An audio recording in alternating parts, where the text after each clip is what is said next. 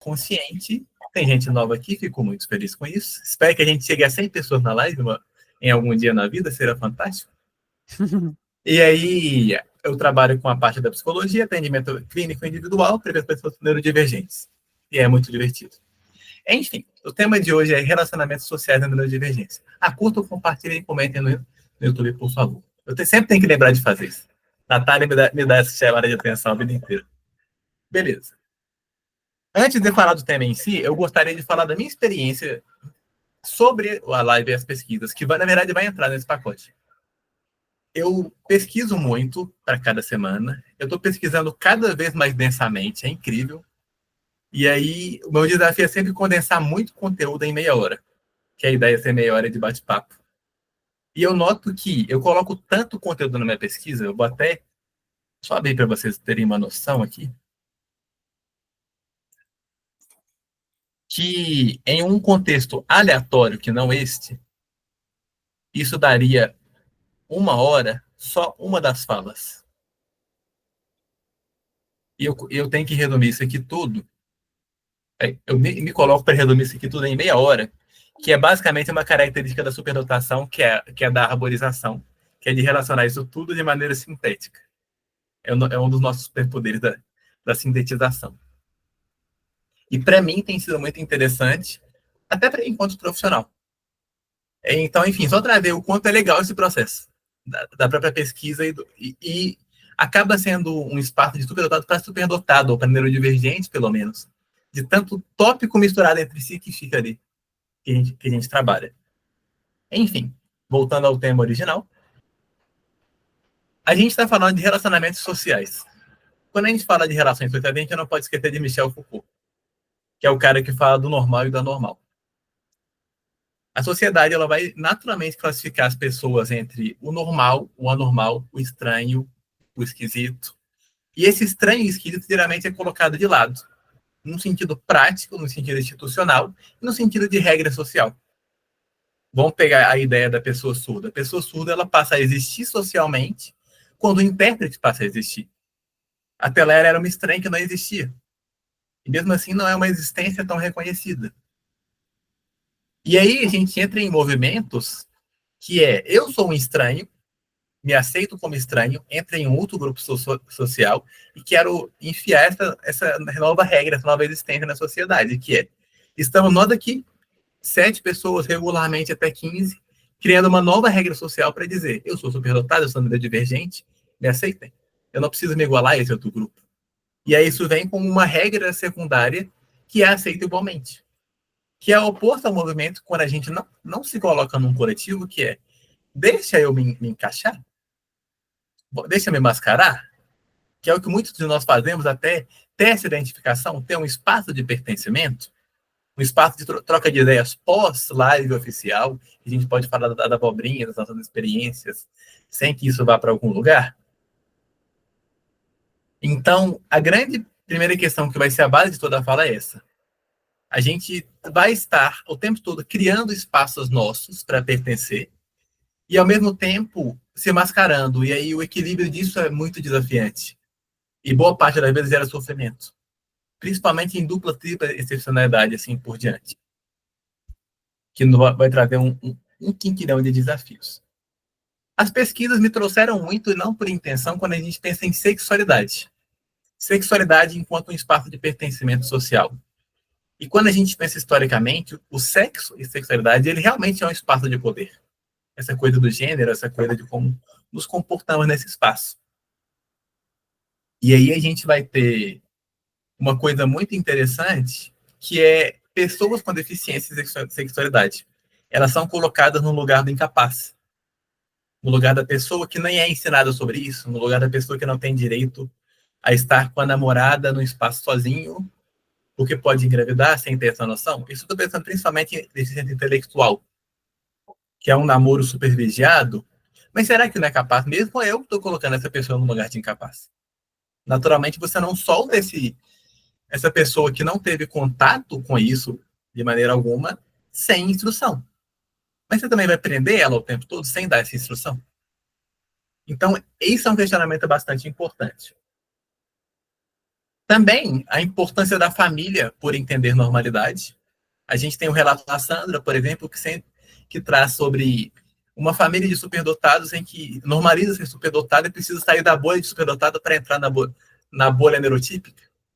Então, é o papel da família de tratar algo como sendo normal, no sentido de não doente, não estranho, não esquisito de maneira ruim, mas isso existe. Vamos respeitar a diferença. Mas também entendendo que, sim, é diferente do outro. Não na perspectiva do melhor, do pior, mas do diferente. Afinal de contas, todos somos diferentes em algum grau, em vários aspectos. E isso tudo nos coloca também nos relacionamentos afetivos, que enquanto aproximação. O estranho, ele é perigoso. Aquela pessoa que não sabe conversar de uma maneira neurotípica, ela é perigosa. Ela é grossa porque foi direta, sendo que ela talvez não tenha essa noção. E trazendo até para a coisa dos relacionamentos sexual afetivos, que vai fazer com que a gente caia na lógica também heteronormativa, do homem e da mulher, que casam, que têm filhos, que constituem família. Esse não é o único caminho para um crescimento. E aí eu tenho 1 milhão de referências que eu posso mandar para vocês pós minha fala em texto lá no chat. Tudo isso passou por artigo. A gente, até aí, tranquilo? Eu tô falando de uma maneira geral. Vocês já querem colocar alguma coisa a partir daí? Agora eu vou trazer, pensando na superdotação e no autismo. Foi tanta coisa que eu não consegui colocar o TDAH no processo. Mas o TDAH é basicamente as disfunções executivas que atrapalham a convivência. É uma pessoa que não mantém horários, como que você combina alguma coisa com ela? É uma pessoa que perde coisas, como que isso atrapalha um relacionamento afetivo? É uma pessoa que você tem que pegar na mão para não perder as coisas? Vai passar muito por essa linha. Quando a gente pensa em TDAH. Que teria que ficar para uma próxima pela quantidade de conteúdos. Na superdotação, a gente vai entender isso enquanto um processo de identidade mesmo. E aqui eu estou supondo que a gente tem um conhecimento básico das características. Senso de justiça, perfeccionismo, da rigidez cognitiva, do entendimento, da arborização, mas no se colocar enquanto realmente eu sou superdotado, eu tenho altas habilidades, isso me coloca em um outro lugar na sociedade. Enquanto participação, enquanto me aceito. Que muitas vezes o outro vem e coloca isso como você é melhor, mas não é essa a ideia. E a gente também precisa acabar tendo que combater isso. Não sou melhor, eu sou eu. Você é você. Vamos trabalhar juntos para a gente construir uma coisa melhor a partir disso? Porque o que eu, entre aspas, nessa perspectiva de melhor, que sou melhor, eu sou o pior em um monte de outras coisas que eu preciso ser complementados. E isso, afinal de contas, é ser humano. A gente tem essas diferenças. E aí a gente vai cair no combate que a gente precisa ter o tempo todo, que é superdotação é igual a um gênio. É alguém que tem que estar rendendo o tempo todo. E aí a gente precisa, de novo, se reposicionar. Não, eu não preciso estar rendendo o tempo todo. Como a gente falou na última live, um adolescente, o superdotado, ele não tem que saber responder todo o tempo todo. E ele não tem nem que responder quanto é 10 elevado a 350. Mesmo que ele saiba, ele não precisa responder, não é uma obrigação. E a gente muitas vezes se coloca nesse lugar de tenho que responder, tenho que cumprir esse lugar. E não preciso. Tanto no sentido emocional, tanto no sentido afetivo.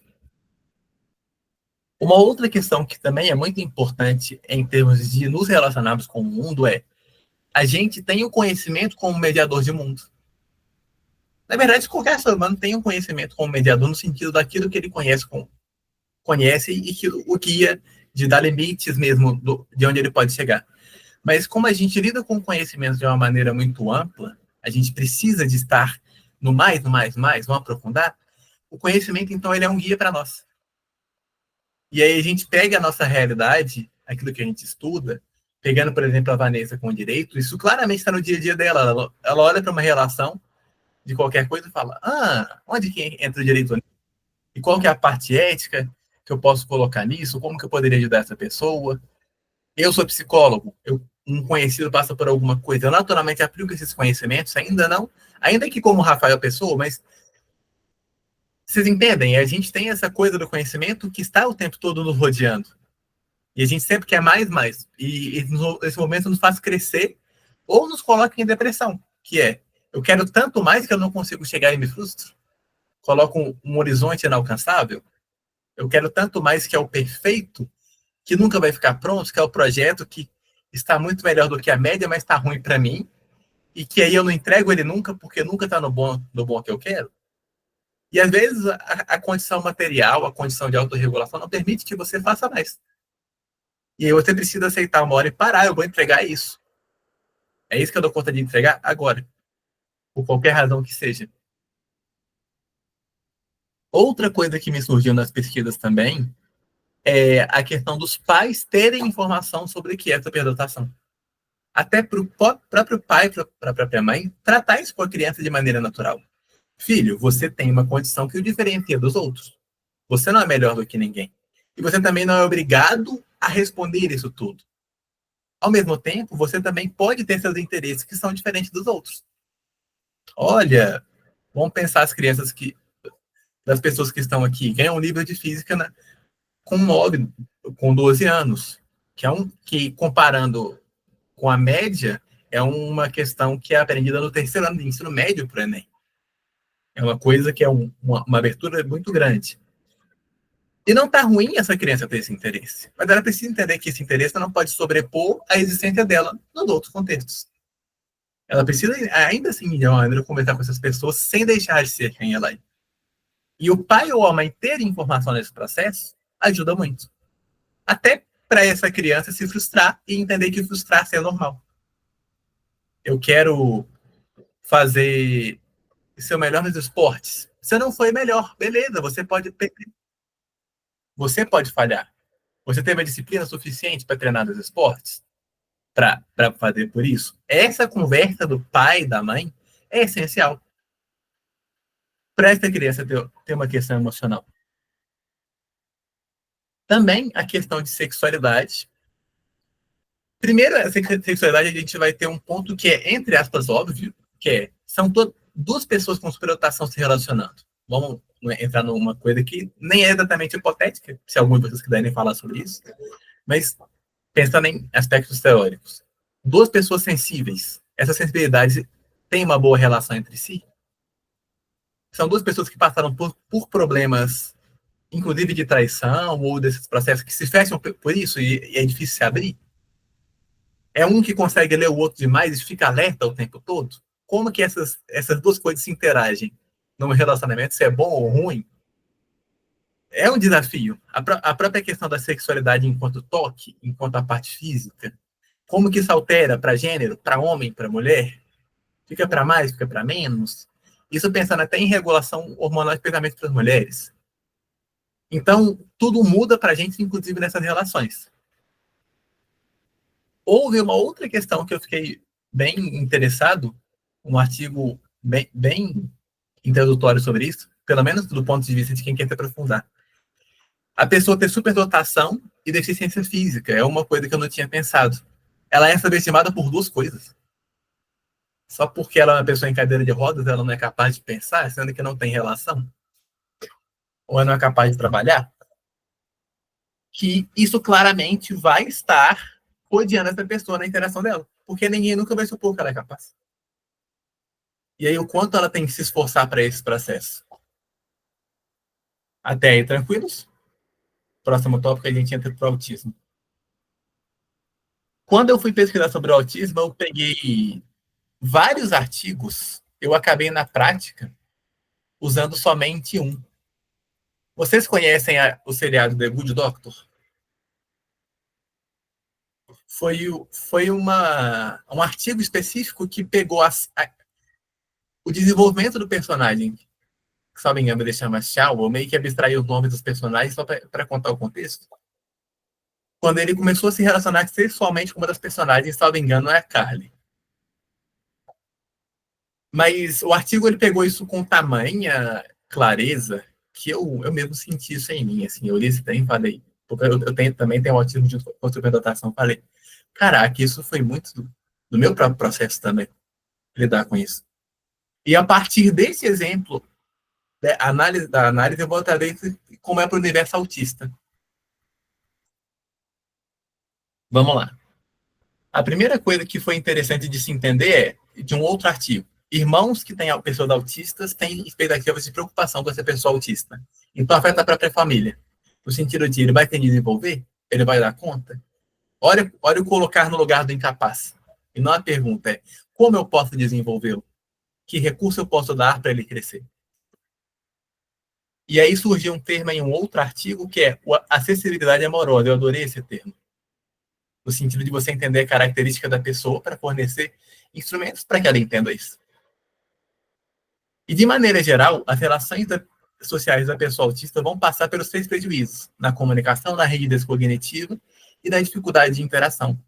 Ela não entendendo quaisquer um desses sinais, isso gera qualquer barreira. O artigo ele vai trazer, então, essa experiência do Shawn. Ele tem o primeiro encontro, salvo engano, é a Carly, me perdoem pela questão do seriado, eu fui mais no contexto. Ele traz o seguinte: foi muito difícil, cansativo, desconfortável e desagradável. E eu não faço ideia se ela estava feliz. Mas eu sei que eu não estava feliz. Que é, ele tem um encontro com ela, o fato dele não conseguir ler os sinais dela faz com que perca o sentido. Fica parecendo quase um jogo de regras que ele memoriza. E aí, essa mesma menina explica para ele: todo encontro é um desastre, todo relacionamento está fora de controle. Mas se você seguir em frente, vai acabar com alguém em sua vida que vai te ajudar quando você precisar de ajuda. Te amar quando você não vai se sentir amável. Estar com você não importa o quê. Isso faz ele entender um pouquinho dessa relação do amor, como é esse processo. Mas que é muito abstrato e eu falo por mim, assim. Tendo as duas coisas, eu entendo muito essa leitura social, essa leitura do afeto e da sensibilidade, mas ao mesmo tempo, e Aline me corrija se você me traga se também é assim para você. Por mais que eu tenha muito entendimento, o autismo coloca entre eu e afeto um abismo. E eu precisei me treinar para entender o que estava nesse abismo e criar as pontes. Que fala muito sobre essa frase. Então, sim, eu sinto afeto? Sinto, mas é um processo muito diferente me aproximar desse afeto. Ele não vem de uma linha direta. E aí, há um outro relato dentro desse artigo que é: tem uma hora que o Shawn faz uma caminhada com uma outra personagem, que é um encontro. Para ele é só uma caminhada. E aí a personagem tem que explicar para ele que quando duas pessoas juntas andam juntas e se gostam, é um encontro casual. Ele não conseguia diferenciar uma caminhada de um encontro, ou um comer juntos de um encontro. E aí vai entrar a coisa do mascaramento no autismo. Comportamentar-se certo não é ser satisfatório. Às vezes ele pode cumprir a expectativa da namorada, ou a mulher do namorado, ou em qualquer orientação sexual, mas isso não é satisfatório porque essa pessoa nem mesmo entende qual é esse processo, o que aconteceu. E aí, chega na parte do toque, o que eu achei muito impactante, a um nível pessoal até, que é, eles dão o primeiro beijo, ele até aceita isso, e quando ela encosta na mão dele, ele rejeita, porque fica estímulo demais. E aí ela fica: nossa, você não gostou de mim? E ele quase que não tem recursos para explicar isso. Não é que eu não gostei, mas é que foi demais. Depois, eles vão para a cama, isso deixa ele muito impressionado, e aí ele busca, e é cômico se a gente for pensar, cômico se não fosse trágico, ele busca perguntar para pessoas como se comportar nessa hora. Como se fosse um livro de regras. Como se não fosse um processo a dois, um processo que é construído. E aí ele começa a perguntar como é se apaixonar, o que é se apaixonar. E aí, por uma das personagens, ele faz um esforço que é muito grande, mas se você não entende o autismo, não vai fazer sentido. Ele mostra para uma dessas mulheres que ele desorganizou o armário dele e tirou tudo da ordem alfabética. Entre aspas, ele bagunçou. Que era uma demanda que essa mulher pedia para ele. E que ela acaba não compreendendo o quão importante isso foi para ele. O quão desafiante isso foi. E aí, a personagem que tem contato com ele tem uma irmã autista. Isso facilita o processo dela de se aproximar dele, de entender isso. Porém, ela mesma se questiona se ela está fazendo isso por ele ou por fazer isso no sentido de Eu fiz bem para alguém? Por mais que houvesse um afeto entre eles. Dentro desse processo, porque são duas mulheres, uma delas o nega o tempo todo, apesar de amá-lo, porque ele é autista. E quando ele, como todo bom autista, faz a pergunta clara, diz: Você não quer ficar comigo porque eu sou autista? Ela corre e ela não consegue responder. Ela, entre aspas, só consegue superar isso quando ele meio que quase morre no incêndio, em alguma coisa assim. E aí ela entende que ela poderia perder ele nesse processo. Inclusive, na hora do incêndio, uma das amigas deles que estava dentro, eles tinham que cortar a perna para ela sobreviver. Se ela morresse, ela faz com que ele prometa que ele não vai ficar com essa moça porque ela tem vergonha dele. Acaba que não morre e ele fica. Mas muito na tentativa de fazê-lo se conscientizar de que ele não precisa se colocar nessa posição de se adaptar para o outro. O que para ele não fazia sentido, no sentido de haver um comportamento certo. E aí, nessa hora, ele traz uma fala que é: Não quero seguir em frente, porque eu sempre soube que seria um bom médico. Mas até conhecer Leia, que é a que rejeitava ele, nunca soube que poderia dirigir um carro, curtir música, cantar no karaokê, tomar shots de tequila, me apaixonar, e não quero deixar de ser a pessoa que sou com ela. Leia me torna melhor, mas eu não a faço melhor. E se fizesse, Leia ia querer ser minha namorada. Quer dizer, a Leia foi a pessoa que abriu a porta no mundo para ele existir em ambientes. Que é uma pessoa que, por vezes, não convida para um karaokê na casa dela porque vão ter vergonha e talvez ele não vai querer. Mas ele mesmo nunca teve experiência para entender se ele vai querer isso. E para fechar um pouco, em termos do autismo, tem uma cena que, quando eles estão na cama, ele interrompe o ato com ela porque ela tinha uma tatuagem completa nos seios. Ela fica assim, nossa, o que foi? Aí ele tem que redesenhar o coração para ele se sentir completo nesse pacote. Para mostrar o tanto quanto a gente ser neurodivergente nos traz várias mudanças de vida. E assim como o relacionamento afetivo e sexual para um autista vai passar por esse processo, toda relação que ele tem vai passar por esse processo. De tudo é literalmente uma leitura social do que significa o quê. Não numa perspectiva científica, mas numa perspectiva a partir das minhas experiências de socialização, isso, dentro desse conjunto, vai significar o quê? E é nesse momento que ter a superdotação junto ajuda. E a Eline pode trazer isso também, de uma perspectiva pessoal, que é uma pessoa que é só autista, ela vai ter que treinar cada padrão em sequência para se comportar certo, entre aspas, a cada padrão. A superdotação permite que a gente entenda um padrão e, a partir daí, amplie na arborização. Mas é sempre esse esforço de entender qual regra equivale a cada contexto, como eu devo me comportar mental, como eu tratar em tal contexto e qual a linha que eu posso seguir. E isso é absolutamente desafiante e cansativo o tempo todo. Por mais que a gente aprenda a lidar e coloque isso em um grau menos desgastante. Então, de maneira geral, pensando em neurodivergência e relação social, a gente vai ter a questão de que a gente realmente funciona diferente. Não para mais nem para menos. Para menos no sentido de comparar-se a um padrão que já existe e que funciona de um certo jeito. Mas de um funcionamento diferente que a gente precisa se entender para procurar autorregulação, para entender em qual contexto a gente vai caber melhor, para aí sim a gente, beleza, eu estou pronto para esse contexto, para essa interação. Porque é absolutamente muito desafiante esse processo. Enquanto adultos, ele já cansa.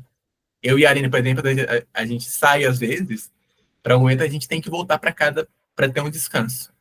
Principalmente porque a sobrecarga é maior. Mas o superdotado também passa por isso, de uma outra perspectiva, que é, ele precisa só de abaixar a temperatura, abaixar a pressão. O autista ele precisa realmente desconectar-se de tudo para poder crescer nesse processo e retornar à socialização. E eu consegui bater meu tempo de meia hora. Uhul! É nessa hora que as pessoas falam e eu só escuto. E que eu vou mandar as referências escritas nos artigos aqui.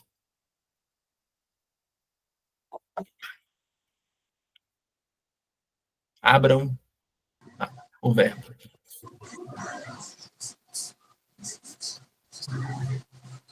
Vai lá, Aline.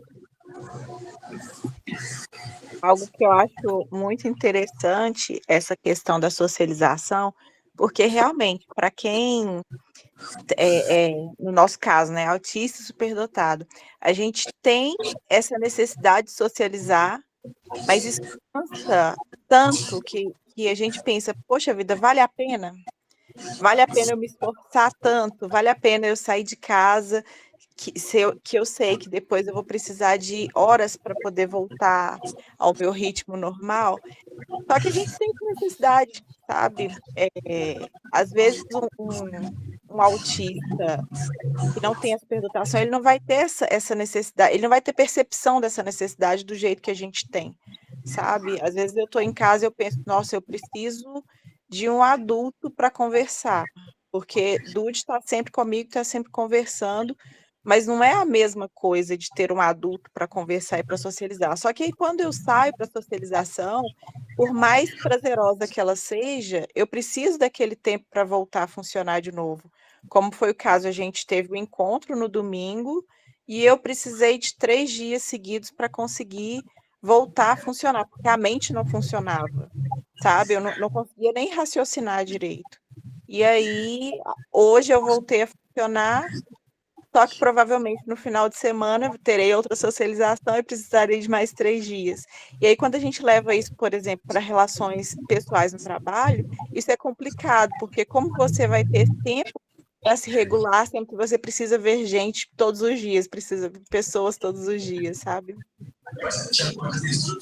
Justamente. A Brooksback dá mais um ar de realismo no seu jogo. Quando você coloca um item na moldura, basicamente ele fica em 3D. E até para crianças, né, Aline? Pensando no Kai, por exemplo, que ele passa por todo esse processo, tem que aprender isso que a gente aprendeu na marra. Sim, até mesmo porque, por exemplo, na escola, não tem como um dia que Kai está com as questões do transtorno sensorial e tal, e está em crise, não tem como ele simplesmente faltar de escola uma semana para poder se regular, sabe? Ele precisa estar na escola, a escola não entende que há necessidade desse momento de regulação em casa, sem contato com ninguém, sabe? Isso é muito triste, porque a gente percebe que muitas crises poderiam ser evitadas se uma criança que tem necessidades de educação especiais, ela pudesse simplesmente seguir o ritmo e o tempo dela, sabe? Sim, justamente. Vai lá, pode falar. Tem. Pode ir. Pode ir? Eu acho que para mim o que mais é cansativo é a hipervigilância. Me exaure, assim. Se eu pudesse, eu tô numa fase da minha vida que se eu pudesse eu ficaria isolada dentro de casa, assim, porque é muito cansativo. Você tá o tempo todo prestando atenção em micro expressões das pessoas e você fica. E você sabe quando a pessoa tá fazendo uma cara que não é agradável para você, ou quando a pessoa. Para mim, eu tenho um problema seríssimo com rejeição. Seríssimo mesmo. É uma ferida bem grande em mim. Então, assim, quando eu sinto que a pessoa, sem me conhecer, já me rejeita no olhar, no trejeito de boca, numa coisa assim. E aí eu sei, eu brinco assim, que uma parte de mim sabe que eu não preciso daquilo ali. Mas parece que a minha criança interior precisa daquela aprovação, entendeu? E aí, mesmo assim, mesmo eu sabendo que eu não preciso, eu ainda fico ali batalhando, entendeu? Para tentar ver se aquela pessoa, de alguma forma, vai me aceitar, mesmo sabendo que ela não vai. É ridículo falar isso, né? Porque assim, você tem total consciência daquilo, entendeu? Só que aquilo é mais forte do que você, e você acaba ficando ali. Então, assim, hoje, para mim, o que me exaure muito, muito mesmo é a questão da hipervigilância e a questão da obviedade. O que é obviedade? Para mim, preto é preto, branco, branco, cinza, cinza. E as pessoas, elas têm umas nuances assim que às vezes me irrita. Por exemplo, se a pessoa vira para você e fala assim, eu acho que eu tenho certeza. Como que alguém acha que tem certeza? Ou você tem certeza, ou você acha, entendeu?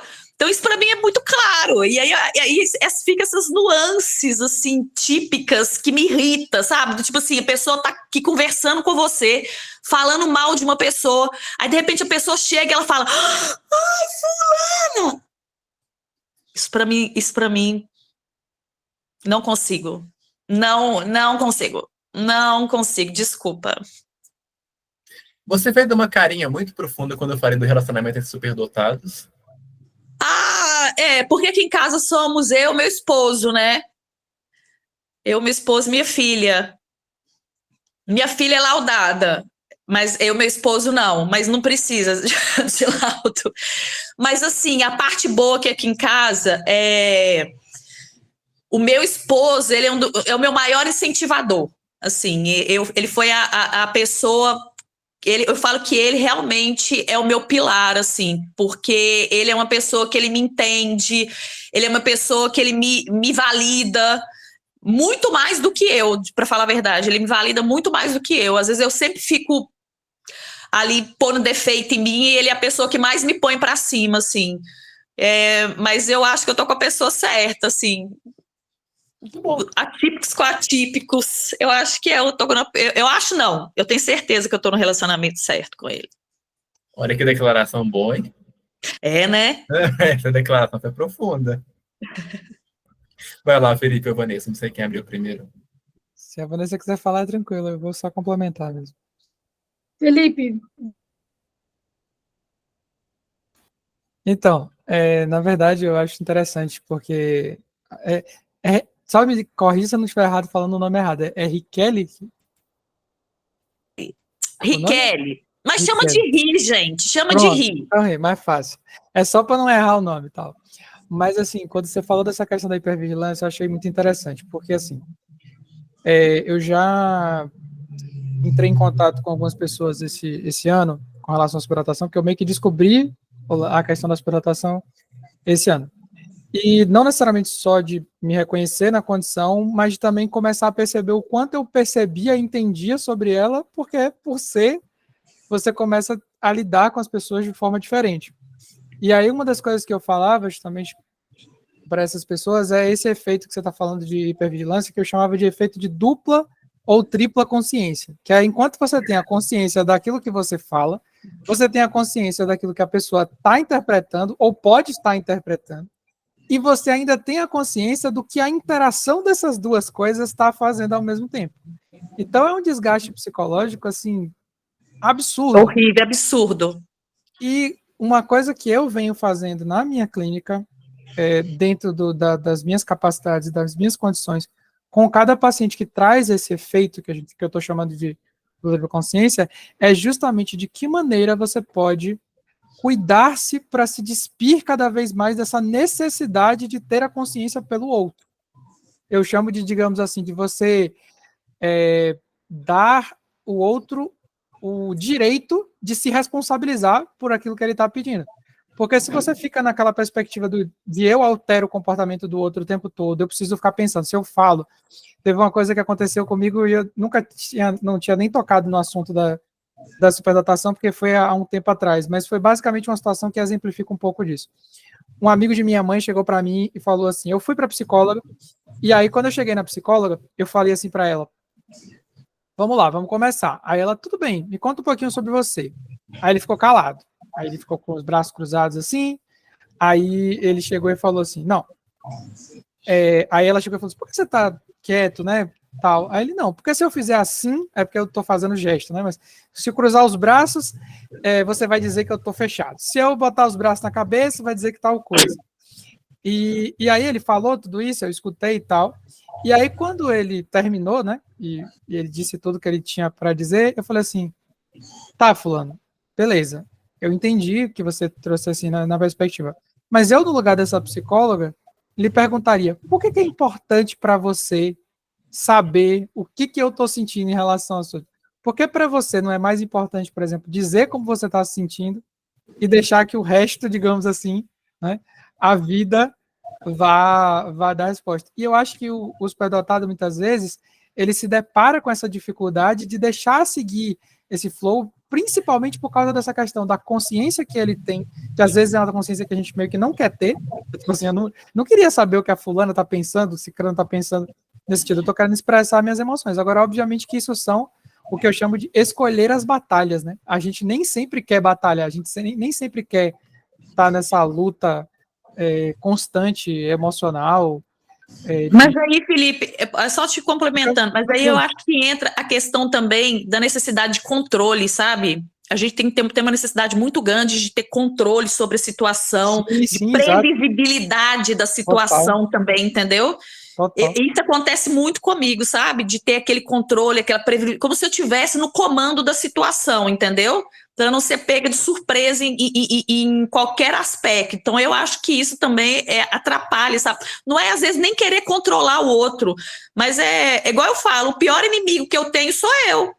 Não, mas quando eu digo de controle, não é controlar o outro, não. É controlar, digamos assim, a si mesmo, assim. É porque, quando eu digo nesse sentido, é porque o que ele trouxe, por exemplo, na fala dele, que eu, obviamente, não estou dizendo que ele é superdotado, mas a sensação que muitas vezes passa para a gente, quando a gente tenta trazer esse conceito de previsibilidade, principalmente porque a gente quer fazer sentido, né?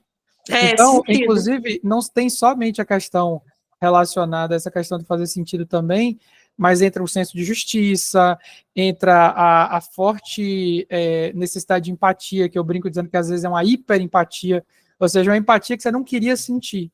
Eu escutei recentemente uma coisa de uma paciente que falou assim, sabe que quando você está vendo que a pessoa está fazendo algo errado, aquilo faz mal para você, mas você não consegue soltar a mão dela e dizer que aquilo é errado para você, porque você fica criando, digamos assim, como é que eu posso dizer? Quase como se fossem justificativas ou explicações para aquela pessoa tomar aquela decisão. Aquela decisão. Sabe que é uma decisão errada. Então, eu acho que uma das coisas difíceis quando você traz essa questão da hipervigilância é porque a gente fica muito focado nas relações em tentar ser esse ponto de equilíbrio. Eu vou dizer até, inclusive, uma coisa do meu ponto, no sentido de consciência, é que além de ter a questão da consciência da superdotação, eu ainda tenho que ficar digamos assim, me cuidando para não ser psicólogo dentro das relações. Então, tipo assim, é um quê a mais desse cuidado de você não ter essa hiperempatia. Me tornei psicólogo, não sabia, obviamente, da condição da superdotação, e eu procurei justamente para encontrar formas de ajudar e auxiliar os outros, mas eu vejo muito isso presente nas questões das relações. E aí, para completar, uma outra coisa que eu acho importante também, que é baseado um pouco no que você falou também dessa, que a gente pode, é difícil descrever como insegurança, mas essa necessidade de validação, eu acho que isso também tem a ver com essa perspectiva de como a nossa cobrança é muito grande, então quando a gente de alguma forma falha, vivencia alguma experiência negativa, a gente acaba se colocando realmente nesse lugar de julgador para com a gente mesmo. Eu vivenciei uma experiência recentemente dentro do meu relacionamento que eu meio que, até falei isso na terapia, eu meio que desci para socializar, e eu estava meio que num dia, eu brinco dizendo que domingo é meu dia de morgar, eu quero não pensar, eu fico a semana toda pensando, ajudando as pessoas e tal, domingo é o dia que eu não quero conta com a humanidade. Aí, obviamente, você está num relacionamento, você tenta estar ali gastando a mínima energia possível. Tinha ido no dia anterior com minha namorada para a piscina, dessa vez eu desci para a piscina, e aí fui para tomar um banho de piscina com ela ali, só que eu não queria tomar banho de piscina. Ela queria e eu ia ficar, assim, ali não necessariamente em lugar desconfortável, só que eu não imaginava que o sol estava tão forte, então entra toda a questão sensorial. Fiquei com calor, barulho demais, com criança e tudo, aí eu fiquei super desorganizado. Aí, resultado, aconteceu um episódio muito curioso, que entra esse aspecto dessa questão da segurança ou da insegurança. Eu vi um menino que estava brincando com aquelas pistolas de água Nerf, e aí uma moça que estava falando com ele com todo jeitinho, ô menino, não pode molhar a quadra, porque ele estava meio que apontando para a quadra de tênis e tal. Só que aí eu estava todo desorganizado mentalmente, aí eu vi ela falando com ele, e aí ele simplesmente não escutou, né, como toda boa criança. E aí na hora meu instinto foi, ô menino, e eu falei alto, né, aí minha namorada já ficou de cara fechada, e aí o pai dessa criança veio até mim, né, na hora, tipo, como é que vocês... Não, mas ele é criança, não sei o que, deixa ele fazer o que ele quiser. Aí, na hora eu vi que, tipo, eu tinha falado, eu não fui grosseiro, só falei alto porque ele estava distante, né? Estava perto da parte da piscina, ele estava lá mais para dentro da piscina. Aí o pai veio falar, eu falei, não, só explicando aqui, foi porque a moça tinha falado com ele que não pode, as regras do condomínio aqui, o pessoal às vezes é chato com isso, a gente tentou falar para ele não fazer. E como aqui acontece muito, esse pessoal de condomínio fechado, principalmente criança, muitas vezes os pais não dão limites. Então eu já vi, por exemplo, criança bebendo água no bebedouro de boca. Então, sabe aqueles bebedouros de você encher de garrafa? Ela pega, bota a boca ali com a higiene maravilhosa, com o Covid aí, no centro, fazendo isso aí, eu chamava atenção nesse sentido. Então, entra todo esse aspecto. Só que o que aconteceu? Toda essa sobrecarga sensorial, emocional, fez eu ter esse tipo de situação. Só que quando eu peguei isso para pensar para mim, por sorte, digamos assim, eu estava terapeutizado e eu consegui botar todos esses parâmetros. Mas eu imagino uma pessoa que está vulnerável a esse julgamento social, nesse sentido, no caso até de levando em consideração essa autoempatia, vai se culpar eternamente por aquele processo, vai pedir desculpa, mas não vai se desculpar, sabe? A pessoa que está ali pode até desculpar, mas ele não vai se desculpar. Então eu vejo muito forte disso também, desse auto-julgamento que a gente faz com a gente mesmo nesse processo, e o quanto isso é doloroso para quem tem esse nível de compreensão do que é certo e do que é errado, da empatia e da não empatia. Então, acho que o que me chama a atenção nos relacionamentos foram esses pontos que você trouxe, e eu complementei com um pouco do que eu pensava a respeito disso. Mas eu achei muito interessante essa temática de relacionamento, e eu queria também agradecer ao Rafa nesse estilo, porque é sempre bom quando a gente escuta outras coisas que a gente não tem essa visão. Essa questão do autismo mesmo, eu só sei pela teoria, mas ouvi na prática de como é cada um, e eu gostei dessa análise que ele fez com o filme. Foi muito bacana. Obrigado. Felipe, antes de passar para a Vanessa, um complemento para suas 3 camadas. Coloca a 4ª camada. Aquilo que não tem nada a ver com sua conversa, que é tipo um prato caindo ao seu lado, você sabe que vai cair, você para a conversa, pessoa, calma, deixa eu segurar o prato. Aí você volta. Então, só um complementozinho para sua camada. Não, faz todo sentido, porque essa questão de que a gente falou, eu falei da questão sensorial, mas também tem essa questão da própria atenção, né, das próprias questões de padrão. Isso aí que você está falando me parece também muito quando acontece assim, dessa sensação, inclusive, que ao meu ver, as pessoas, inclusive, ficam definindo muito por causa da questão da psicopatologia, né? Então, vão levar, por exemplo, esse comportamento que você falou, muito para um TDAH. Você não consegue ficar atento ao que eu estou falando, você está atento ao prato lá, mas, gente, foi aquilo que você falou na live da anteninha, né? A gente liga a antena ali e não sabe o que a gente está captando, o que a gente não está. Eu acho que tem a ver com isso também, dessa questão de como a gente se localiza no nosso processo atencional. E essa coisa de ser uma âncora familiar, o livro da Pessoas Altamente Sensíveis, onde eu até bem famoso, o primeiro capítulo dele é sobre isso. A gente se posiciona enquanto pessoa altamente sensível, enquanto uma antena familiar que resolve todos os problemas, inclusive enquanto criança. Vai lá, Vanessa. Eu vou ter que assistir essa da antena familiar, né? Porque eu perdi. Vou poder acompanhar. Na realidade, eu sempre tive uma dificuldade muito grande de socialização, porque eu sempre tive essa facilidade de conversar, porque eu falo muito pouco, né? Então, eu chegava para conversar com as pessoas e eu arranjava um assunto, mas eu sempre tive essa dificuldade, porque, assim, eu pensava 1001 teorias do que conversar com a pessoa e eu nunca sabia o que eu podia conversar com aquela pessoa, porque eu já tinha passado tanta situação anterior de falar alguma coisa e a pessoa assim, sabe, não ligar, que eu não sabia mais com quem eu conversar e o que eu conversar. Então, foi chegando um momento em que eu me excluí. Eu me excluí de uma maneira que eu falei, bom, eu tenho esse amigo aqui, essa amiga aqui, tá bom. Não preciso mais fazer amizade, porque não é mais necessário. Mas eu senti essa necessidade de fazer amizade muito grande, sabe? E isso era muito forte para mim. E eu sempre fazia, a Ana mandou mensagem aqui, eu sempre fazia amizade com pessoas mais velhas. Até para namorar, eu sempre pessoas mais velhas. E realmente a única pessoa que chegou, que eu falei, epa, peraí, é uma pessoa que tem a minha linguagem, foi o Diogo, meu marido. Porque foi quando a gente se encontrou que eu falei, é a pessoa que eu tenho assunto para conversar. eu posso conversar com ele qualquer assunto que ele vai entrar na parada comigo de qualquer bobeira, coisa séria, coisas viajantes, teorias de conspiração, tudo que eu quiser falar, eu converso com ele. Então, a única pessoa assim que eu falei, epa, essa é a pessoa aí que eu me sinto confortável de falar. É tanto que são dois superdotados que se encontraram aí por acaso e que cada um com a sua intensidade forte, né? E suas personalidades bastante distintas, e agora lutando para criar uma mini Vanessa, né? Mini Vanessa, mini Diogo, que não é fácil, né? E é muito complicado porque a gente tem essa dificuldade toda e as pessoas não entendem, porque as pessoas querem relacionamentos, às vezes, superficiais. Mas eu, pelo menos, sempre procurei uma coisa além, eu sempre procurava uma coisa mais conectada, digamos assim, né? Então, eu sempre tive essa dificuldade. Até hoje eu tenho amizades, mas cada amizade eu tenho um assunto diferente, eu formo conexões diferentes, porque nem todo mundo a gente consegue conversar sobre as mesmas coisas, não é o mesmo impacto. Até mesmo porque a gente vai crescendo, se tornando adulto, e a gente vai sabendo com quem a gente pode realmente contar tal coisa, outra coisa, né? E tudo isso. Sim. É isso, pessoal. Agora, a Natália tá quietinha hoje. Pois é.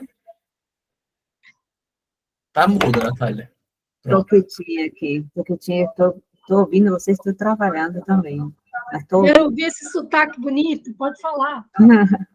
Não, eu estou ouvindo vocês e eu penso assim, que a parte de fazer amizade, por exemplo, sou uma pessoa muito sociável. Eu converso com o imbecil, com o cara do... Subo no ônibus, oi, tudo bem, tudo bem? Eu sou assim. Só que, na realidade, conexões profundas, contada com os dedos, né? Então, são duas dimensões diferentes de você se sociabilizar com as pessoas, né? Uma coisa não tira a outra. Eu sou hiper sociável, eu falo com todo mundo. Eu sou uma pessoa muito sociável, vocês sabem, né? Vocês viram como que eu falo. Eu gosto de falar igual a Sandra também gosta bastante. Mas outra coisa é você fazer relacionamentos profundos. Isso é bem difícil. E isso é onde acho que a gente tem mais problemas, né? Então, eu vejo muitas vezes que falam que o superdotado tem problema de sociabilização, de fazer amizade. Eu não acho, tanto eu como meu filho, assim, somos hiper sociáveis, os dois. Só que acho que a dificuldade não é essa sociabilização raça. Isso eu não tenho problema nenhum. Agora, aprofunda onde tem a dificuldade. Por causa dos temas de conversação, do grau de conversação, da profundidade, e do jeito de falar também. Um jeito de falar mais abstrato, mais com parábolas, talvez, ou mais de uma forma mais ilustrativa, outro tipo de, como se fosse outro idioma, né? É como se fosse outra forma de falar. E muitas vezes eu me perguntava se era por causa do idioma, né? Que eu sou estrangeira, não falo português, meu idioma nativo, mas na realidade não, acontece a mesma coisa que a Argentina comigo também. Então tem a ver com o idioma em si, não com o jeito de falar, né? Então, mas eu acho que hoje em dia é um problema que todo mundo tem, né? Não é exclusivo do neurodivergente, eu acho assim, que tem um problema de comunicação no geral, né? Desde tudo, você vai falar de política, é impossível falar de política, é impossível falar de religião, é Só um impossível. minutinho, Vanessa, para Riquelme despedir. Aí você volta. Vanessa, não, Natália, desculpa. Oi. Vai lá, Ri. Finaliza aí. Ou você não ia falar? Eu acho que ela foi sair e ficou na mãozinha sem querer. Gente, obrigada, porque a Elisa dorme um pouquinho mais cedo, que ela tem aula de manhã. Aí eu não vou conseguir, porque ela tá com muito sono. Aí eu vou sair para dar um banhozinho nela e colocar ela para dormir. Obrigada pela troca, até a próxima, viu? Obrigada, Vanessa, amiga. Tchau, tchau. Beijo com Deus, obrigada. Vai lá, Natália. Retorne.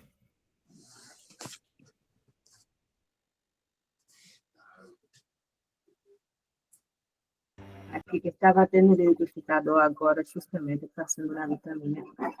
Então, é isso, né? Resumindo, eu acho que a parte da comunicação está um problema generalizado na sociedade em si. Então, acho que é um problema para todos. Igual que a gente falava sobre educação, é problema para todas as crianças, não só as que são neurodivergentes, né? Acho que a neurodivergente talvez sofre mais. Então, a mesma coisa com a comunicação. Acho que é um problema da sociedade em geral, da comunicação. Acho que todo mundo tem problema para passar mensagem hoje, né? Por causa da polarização, por causa há muita doutrina, sabe? Muita ideologia muito fechada, onde as pessoas não conseguem ter uma forma de pensar delas, né? Não pegar um pouquinho daqui, um pouquinho de lá, né? Vou pegar um pouquinho do feminismo, vou pegar um pouquinho do cristianismo, vou pegar um pouquinho da direita, um pouquinho da esquerda, porque toda ideologia tem alguma coisa que não está certa, né? Então, geralmente as pessoas ficam em uma ideologia fechada e você não consegue falar, né? Então, já de religião não falo mais, de política não falo mais, são assuntos que ficam fechados. Então, aí você vai fechando um pouco o grupo, a mensagem, no sentido de falar profundamente, por causa disso, né? Que a gente muitas vezes não consegue expor o que a gente pensa, por causa que a maioria está muito fechado. São formas de pensar muito rígidas, né? Onde não tem talvez um pensar, peraí, pode ser que eu sou de esquerda, mas que eu de direita é certo também, né? Então, acho que essa flexibilização, essa flexibilidade, como que se falaria? Essa forma mais flexível de pensar, acho que está carente na sociedade assim, para todo mundo. Então, eu acho assim que todo mundo está passando por essa dificuldade, mas o neurodivergente passa mais profundamente, né? Passa de uma forma muito mais dramática, né? A gente é mais dramática, a gente passa de uma forma muito mais depressiva, a gente fica muito mais chateado, a gente fica muito mais angustiado, mas acho que um problema geral, tanto a educação como a comunicação, um problema da sociedade em si. Mas a gente vai sempre mais profundo naquilo que é dor, né? Aquilo que a gente não aceita. Eu acho que eu penso isso. Muito boa, Natália. Alguém mais quer trazer alguma coisa? 3, 2, 1. Tá. Eu vou dar a parte oficial por encerrada, porque eu preciso jantar, pelo menos. Sou um ser humano que come, infelizmente. Queria poder, não poder. Seria saudável e confortável. Enfim. Obrigadão, gente, pela participação de todos. Eu fiquei encantado hoje pelas declarações de amor de bons casamentos. Foram fofas de acontecer. E Declaração de amor, eu perdi isso aí. a Vanessa e a Ri soltaram dos belos pares que elas encontraram. Ah, agora entendi. E como tudo se encaixa muito bem. O Felipe também com a namorada dele. Foi muito lindo e natural, assim, ver isso acontecendo. Enfim, obrigado, gente. É isso. Falei que eu precisava. Hoje... Valeu, obrigado como sempre, Rafa. Foi sempre um prazer. Ó. Prazer conhecer